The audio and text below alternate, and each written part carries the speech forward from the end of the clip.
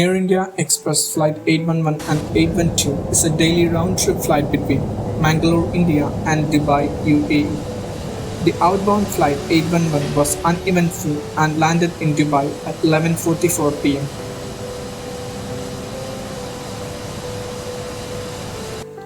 The airplane was serviced and refueled. The same flight crew operated the return leg, Flight 812.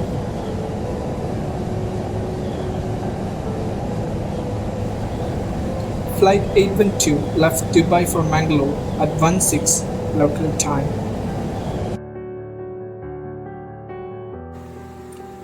The aircraft operating Flight 812 is a Boeing 737-8HG.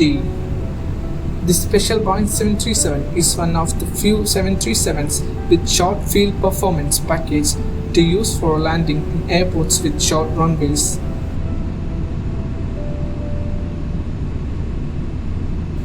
The aircraft first flew on December 20, 2007 and was delivered to Air India a month later.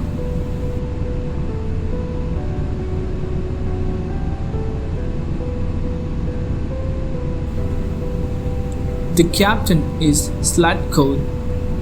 He was 55 years old. He was a former employee of Jet Airways of Serbia.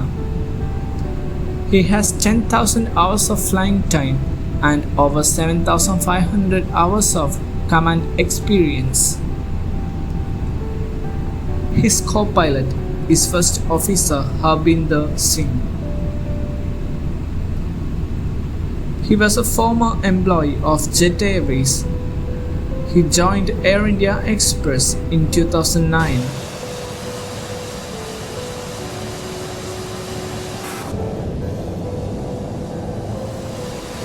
There are 160 passengers and 6 crew members on board Air India Express Flight 812.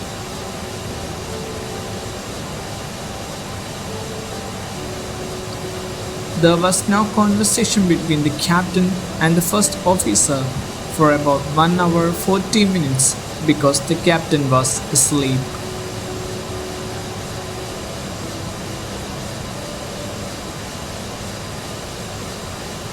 During the first part of the flight, the first officer made all the radio calls.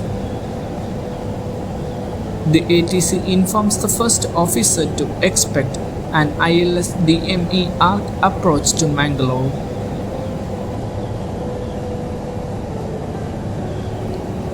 The first officer reads back correctly and he requests decent clearance. The request, however, is denied by the ATC controller, who is using standard procedure control to ensure safe separation with other air traffic.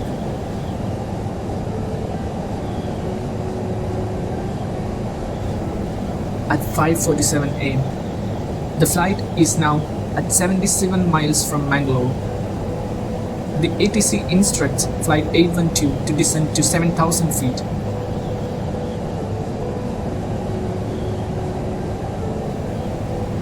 Mangalore is described by the Aeronautical Information Service of India as aerodrome located on a hilltop. Valleys 200 feet of 2,000 feet immediately beyond the paved surface of runway. Owing to the surrounding terrain, Air India Express has made a special qualification requirement that only the captain shall carry out the takeoff and landing at this airport.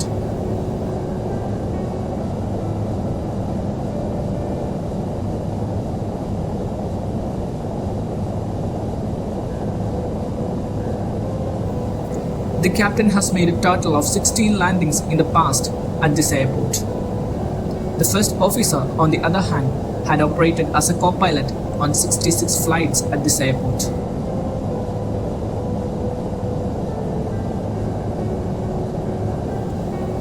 While the aircraft descends, there was no conversation between the pilots regarding the mandatory preparation of descent and landing briefing. The aircraft is now descending to 18,400 feet and is 25 miles from Mangalore.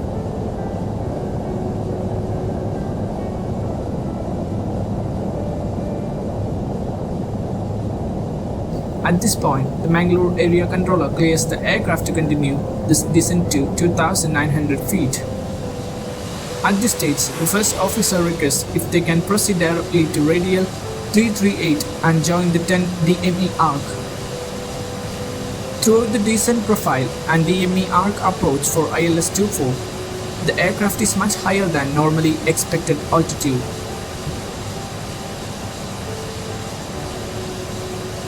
At 5:52 am, Flight 812 is handed over from the Mangalore area control to ATC tower.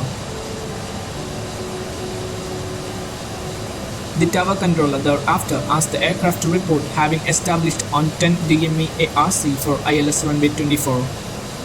Considering that this flight is operating in WOCL, by this time the first officer had also shown signs of tiredness. This is indicated by the sounds of yawning heard on the CVR. At this point, the captain realizes that the aircraft altitude is higher than normal. He selects the landing gear down at an altitude of approximately 9,000 feet. He also extends the speed brake to increase the rate of descent.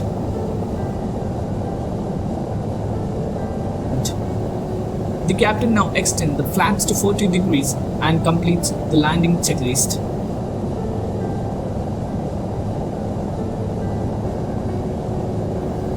At 6:03 am, at about 2.5 miles from the airport, the radio altimeter alerts by altitude of 2,500 feet.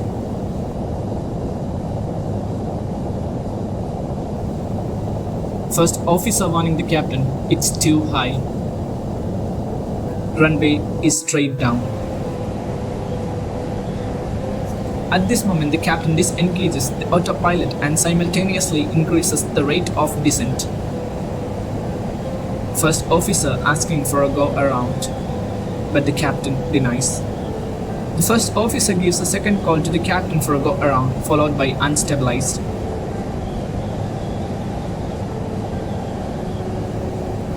However, the first officer doesn't appear to take any action to initiate a go-around. In order to acquire the runway visually and to execute a landing, the captain increases the rate of descent to almost 4,000 feet per minute. On their own, the pilots don't report having established on the ILS approach. Instead, the ATC tower squares the same. To this call, the captain forcefully prompts the first officer to give a call of affirmative. The tower controller gives landing clearance thereafter and also indicates wind calm. The aircraft, however, is high on approach. Despite the EGPWS warnings and the calls from the first officer to go around, the captain persists with the approach in unstabilized conditions. However, the captain ignores the first officers and continues with the landing. The aircraft crosses the threshold at about 200 feet altitude with an indicated speed in excess of 160 knots, as compared to 50 feet with target speed of 44 knots for the landing weight. The aircraft touches down 5,200 feet from the threshold of runway 24, leaving just 2,800 feet of remaining paved surface. The captain selects the thrust reverse soon after touchdown. Within 6 seconds of applying brakes, the captain tries to initiate a go-around. The aircraft overshoots the runway, including the strip of 60 meters.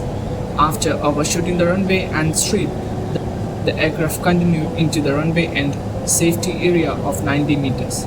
Thereafter, the aircraft hit the boundary fence and fell into a gorge.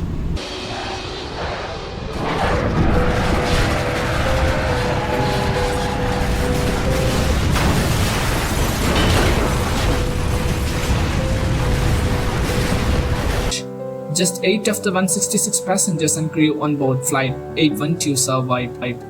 Investigators learned that the captain was given clearance to land. However, after touchdown, he tried to abort the attempt landing. The aircraft's throttle handle was found in the forward position, suggesting that the pilot had attempted to abort the landing and take off again. The court of inquiry determined that the cause of accident was the captain's failure to discontinue the unstabilized approach and his persistence in continuing with the landing, despite 3 calls from the first officer to go around and a number of warnings from the EPGS. Investigators also found out that, in spite of availability of adequate rest period prior to the flight, the captain was in prolonged sleep during the flight, which could have led to the sleep inertia.